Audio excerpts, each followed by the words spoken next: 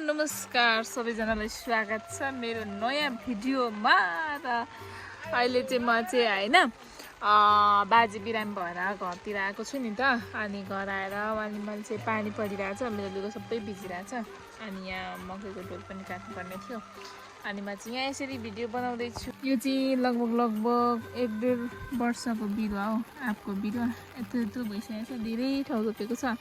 अनि उहाँ चाहिँ मैले काम गर्नुको लागि थाइल्यान्डदेखि आयात गरेको मेरो कामदार हो। उहाँ चाहिँ यता फर्किदिनुहोस् न कृपया प्लिज।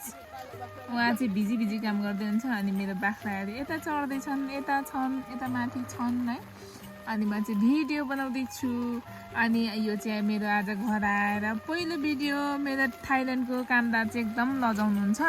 अनि उहाँ एकछिन क्यामेरा पछि त फेरि के बोल्नुपर्छ भन्ने कुरा मैले भन्नु पर्दैन, क्यामेरामा चाहिँ एकदम ढुक्नुहुन्छ। यो चाहिँ हाम्रो बारीमा फलेको खुर्सानी, कस्तो धेरै फलिरहेको। अर्को डल्ले पनि छ, डल्ले चाहिँ माथि छ। यो चाहिँ लगभग सिँगै एउटा बास।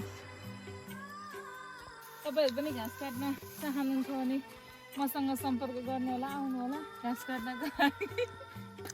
म चाहिँ हिजो घर आएको, अनि बाजे बिरामी हुनु भएर घर आयो। अब ड्युटी पनि सुरुवात गर्नु पर्यो, नभए गाई बस्तु भैँसी कराउँछन्।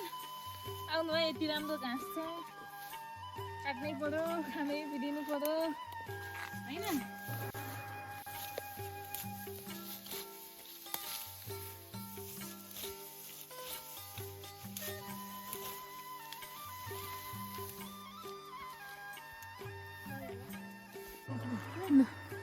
यो चाहिँ हाम्रो पाखेधान हो, यस्तो राम्रो भएको छ है पाखेधान। हेर्नु सब धान हो। यो चाहिँ तर बारीमै रोपेको है, हाम्रो यो बारीमै रोप्नु भएको छ मम्मीले। अनि यस्तो राम्रो भएको छ, तर चामल पनि मिठो हुन्छ। अस्ति नै मैले पोहोर पनि हामीले रोपेको थियो अलिअलि। हेर्नुहोस् यस्तो राम्रो